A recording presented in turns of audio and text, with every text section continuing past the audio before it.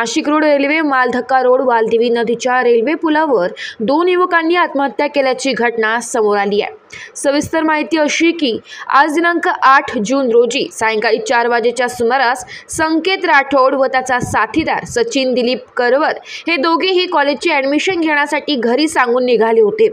मात्र काही वेळानंतर या दोघांनी एकमेकांसोबत फोटो काढून आपल्या मोबाईलच्या व्हॉट्सॲप स्टेटसवर भावपूर्ण श्रद्धांजली असे लिहून फोटो ठेवला होता।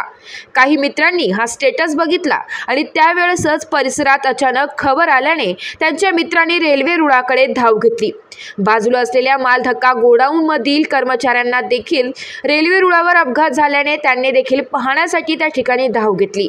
परिसरातील राहणाऱ्या एका व्यक्तीच्या निर्देशनास आल्याने मृत अवस्थेत असलेले हे दोन्ही युवक आपल्या परिसरातील असल्यामुळे त्यांनी त्यांच्या नातेवाईकांना व पोलिसांना माहिती दिली।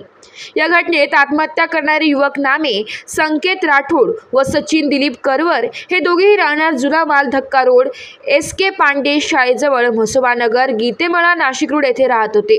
या घटनेमुळे म्हसोबानगर गीतेमळा परिसरातील नागरिकांमध्ये हळहळ व्यक्त होते।